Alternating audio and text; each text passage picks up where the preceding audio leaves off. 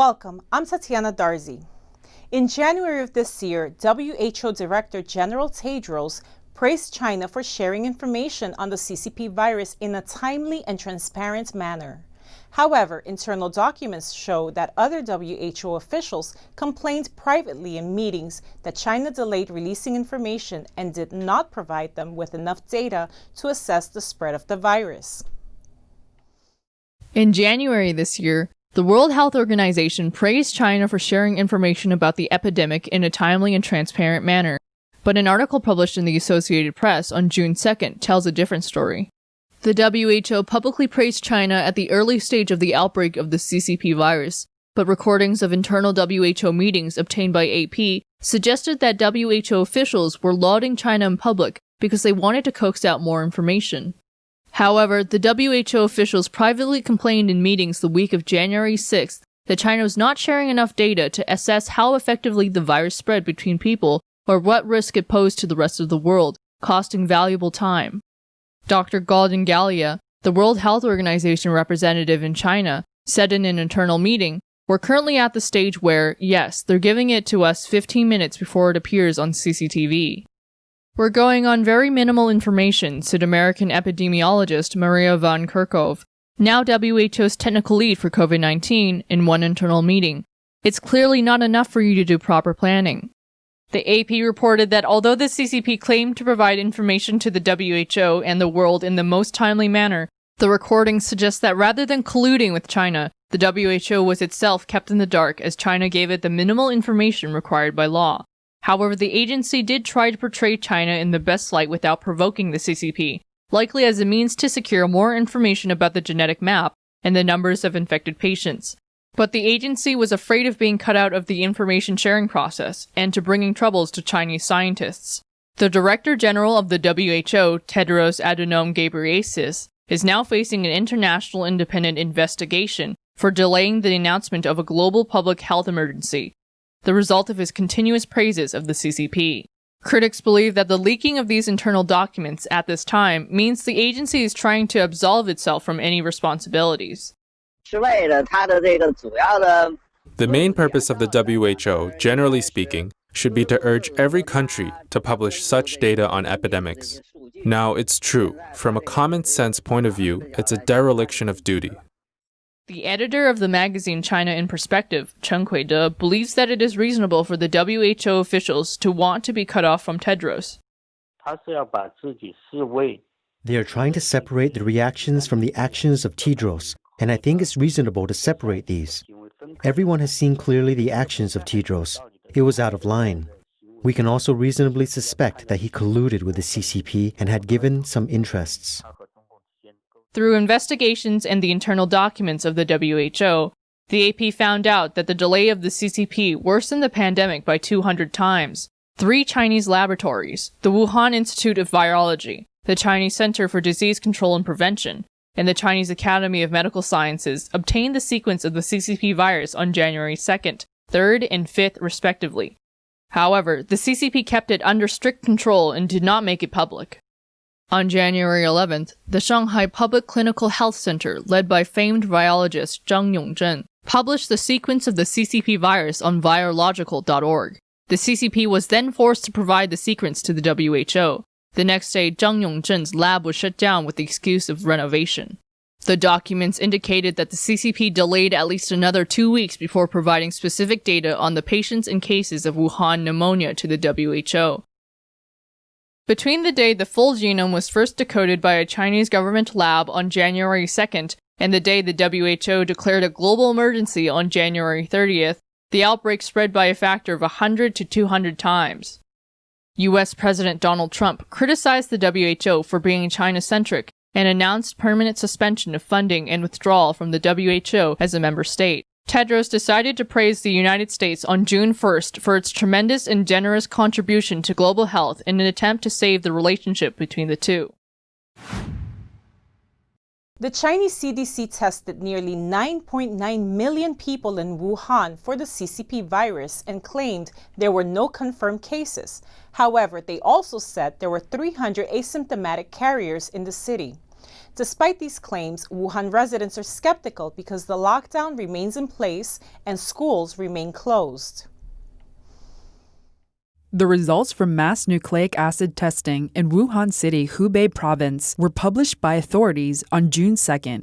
Officials claimed there were no confirmed cases of the CCP virus among the nearly 9.9 million people tested. But Wuhan residents think that the CCP virus is still spreading because the lockdown restrictions have not been lifted and the schools remain closed. They suspect that officials continue to conceal the epidemic for their political needs. Hubei officials said at a press conference on June 2nd that from May 14th to June 1st, 9,899,828 people in Wuhan City were tested for the Wuhan virus, and no cases were found.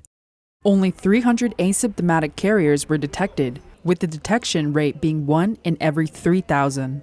1,174 people who were in close contact with these carriers were all reported to be virus-free. However, Wuhan residents do not believe the official data. If more coronavirus confirmed cases are reported, those officials will be dismissed. The nucleic acid testing results seem to reflect that Wuhan is in a better situation, but in reality, people all feel that the virus is still spreading. Nobody goes to school. Entrances of the subway, market, and banks are all set up as restricted areas for inspections, which are very strict. Wuhan residents said that since the lockdown on January 23rd, restrictions have been very strict, even after the lockdown was lifted on April 8th. We have not been allowed to go out since the lockdown. It is very strict. Anyway, now is still the same. In our communities, the officials are demanding us to go out as little as possible. I heard that there are many asymptomatic carriers, but the officials do not let people know the real testing results. Wuhan residents also suspect that the accuracy of the nucleic acid tests in China is not high. Foreign countries have abandoned them. CT scans and antibody testing should be done as well. Currently, only Wuhan district is known to do antibody testing. According to its testing report, there are only asymptomatic carriers and they are not infectious, which means there are not many infected people. If this is the case, is it still necessary to wear a mask? We are required to wear masks when getting into automobiles or the subway, because China's testing is not very accurate and the results are all based on what the officials say. It's not hard to worry. At present, among more than 80 colleges in Wuhan, only 7 have announced a return date for graduates and postgraduates, and it's all after June 8th. A research team at the Flinders University School of Medicine in Australia has been studying the CCP virus on human and animal cells. The study shows the CCP virus has higher binding affinity to human cells than those of animals, including its suggested origin, bats. These findings have raised more questions on the origin of the CCP virus. The CCP virus originally broke out in Wuhan and has caused dramatic changes in the world over the past 6 months. Many countries have closed their borders, cities, schools, and shops and applied social distancing. However, scientists have discovered that this virus is very unusual. The latest research has found that the CCP virus has a much higher affinity to human cells than other animal cells being studied, including many common host animals such as bats and pangolins, which makes the origins of the virus more mysterious. The research team of Nikolai Petrovsky, a professor at the Flinders University School of Medicine in Australia, used structural homology modeling methods to compare the affinity of the CCP virus between human cells and 13 common hosts. The results show that the spike protein of the CCP virus has the highest binding affinity to the human ACE2 receptor, surpassing all other tested species, including bats, confusing researchers. Many people considered a bat to be the source of the virus. So where did this virus originate from? Professor Petrovsky told NTD that their research implied that the COVID-19 virus had in some way been exposed to human cells or humans in the past to have evolved such a high affinity. Petrovsky said that the virus's high affinity to human cells is unusual for newly emerging viruses that are jumping across species. And then over time it increases its affinity to the new host, which is But in this case, it already has very high affinity for the human receptor.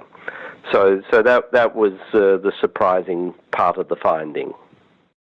Professor Petrovsky is an immunology expert. For the past 25 years, he has been engaged in plague vaccine research and participated in developing more than 20 vaccines, including SARS, Middle East Respiratory Syndrome, MERS, CCP virus, swine flu, avian influenza, and Ebola virus vaccines. Professor Petrovsky explained that when a virus has existed in an animal for tens of thousands of years or hundreds of thousands of years, people call it a natural host. So in that situation, the virus has made itself optimally, designed itself to be perfect for that particular host species, because it's evolved over time with that host. And so that's why you always expect the virus to bind highest to its natural host. And then it will bind less strongly to a different host. So yes, it's the expectation is that it should be highest for the natural host. If we didn't know anything about this virus and we just studied it with no information, we would assume from our data that human was the natural host. That's what the data looks like. Professor Petrovsky said that in human history, human beings have never been the natural host of any virus. Almost all plagues spread from animals to humans. If there are exceptions, it is a plague caused by leaking pathogens from some laboratories. Even though the research data suggests that the CCP virus has had prior contact with humans, it is hard for scholars to believe it, since it was not until last November that people were found to be infected with the virus. It has been approximately 6 months since the CCP virus was discovered, but it shows a strong affinity for human cells. How did it appear out of thin air? Where did the CCP virus originate from? A special article from the Epoch Times may give people some ideas. The article said that in history, the end of most dynasties was accompanied by plagues and natural disasters, which end regimes. Taking history as a mirror and overviewing the spread of Wuhan plague in countries around the world today, it could be said that the virus is aimed at the CCP. Distant countries such as Iran, Italy, France, and Germany, or close neighbors such as South Korea and Japan, have suffered heavy losses in this plague because of their close relationship with the CCP. However, Taiwan, Hong Kong, and Mongolia, which share borders with mainland China, have experienced only mild outbreaks because they oppose or alienate the CCP. The spread of the CCP virus outside of China clearly shows the selective spread of targeting the CCP. The Epoch Times obtained an internal document which revealed an outbreak inside the Harbin No. 2 hospital. The transmission chain started from an 87-year-old patient. It caused 5 deaths, almost 100 people became infected, and thousands were placed in isolation. 3 people that contracted the virus from the hospital shared their experience with the Epoch Times. 3 patients from northeast China spoke to the Chinese language Epoch Times about their experience after contracting the CCP virus at the Harbin No. 2 hospital from April 2nd to April 6th. They weren't infected with the CCP virus when they went to the hospital, but all of them contracted the virus inside the facility while taking care of their spouses who were being treated there for non-virus related diseases. The Epoch Times obtained an internal document which revealed that the transmission chain started from an 87-year-old patient surnamed Chen. So far, the outbreak caused 5 deaths, including Chen's. Li Ping and her husband are both in their late 50s. Li's husband had chronic illnesses and had been taking medicines at home for months while trying to stay away from hospitals to avoid becoming infected with the CCP virus. On March 29th, he felt very sick and was sent to the hospital by ambulance. Doctors had estimated that he would have a couple of months to live, but on April 8th, he suddenly died. What was written as the cause of death on his death certificate? He passed away on April 8th, and there was no news coverage regarding the virus outbreak inside the hospital at the time, so his death was not identified as a coronavirus death. Did you get diagnosed in the Harbin No. 2 hospital, and did you test positive? Yes, I tested positive when I was later asked to take a diagnostic test. When you went back to the hospital on April 12th, did all medics wear protective suits? Yes, protected from head to toe. How many people died from this round of outbreak inside the hospital? Do you know? I don't know how many deaths, but I heard an elderly patient spread the virus to 80 to 90 people, and about 2,000 people were quarantined, including his family members. Jiang's husband was afflicted with ascites. On April 9th, the doctor said her husband recovered very well and could be discharged in 2 days. However, her husband started to develop a fever on the evening of April 10th. Now the couple are both infected and are currently receiving treatment. For the two of you, what is your current situation like? We're staying in the Heilongjiang Infectious Disease Hospital. What was he being treated for? Ascites. He has liquid inside his stomach, which must be discharged. Were you there to take care of him? Yes. The operation went very well. On April 9th, I asked the primary doctor if my husband could be released from the hospital the next day, and the doctor replied, "Let him stay here for 2 more days, and we will continue to monitor his situation." On the evening of April 10th, my husband had a fever. When we woke up the next morning, all the doctors and nurses were new staff. The newly arrived medical staff all wore protective suits. The previous ones didn't wear them. We didn't know what had happened because no one gave us an explanation. When did I find out? It was 11 o'clock when a friend of mine told me through a WeChat message that Harbin No. 2 hospital had a coronavirus outbreak that started from a patient surnamed Chen. She said, "You two are likely to be isolated." We were scared. How can we not be scared? We were staying on the same floor as that coronavirus patient. How many people in your hospital ward tested positive? 4. My husband and I, and another patient surnamed Wang and his wife. Did you mean Wang Minglai? Yes, Wang Minglai, he died. Did he really? Yes, Wang Minglai died on April 29th. We were transferred to another hospital on April 28th. He was sent to the ICU immediately, and he died on the 29th. His wife is still staying in the hospital.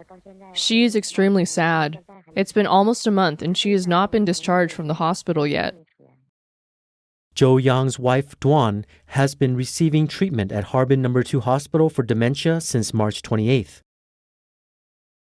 On the evening of April 11th, they performed nucleic acid tests on my wife and I, as well as other patients. They were wearing protective suits. I didn't know what had happened. We were told the next morning that my wife's test result came out positive. My result was negative at the time, but I was diagnosed several days later. Did all the people in your ward, the number 1708 ward, test positive? No, just me, my wife, and another woman surnamed Gao. Harbin is the capital city of Heilongjiang province. Heilongjiang authorities announced 0 new deaths from the CCP virus in the province since February 27th. The interview was conducted on May 28th by Han Lu of the Chinese language Epoch Times. The Chinese Communist Party's cover-up led to a pandemic that now threatens the lives of people around the globe. With over 7 million people infected, China is still defensive about independent international inquiry into the origin and spread of the CCP virus. The Epoch Times has initiated a global Sign the Petition campaign calling for investigating, condemning, and rejecting the CCP. We believe that investigating and exposing the truth is the only way that we can remain safe. Let's take action. Sign the petition at rejectccp.com. That's all for today. Don't forget to like, subscribe, and share this program with friends and family to keep them informed about the latest news and updates. Thank you for joining me. See you next time.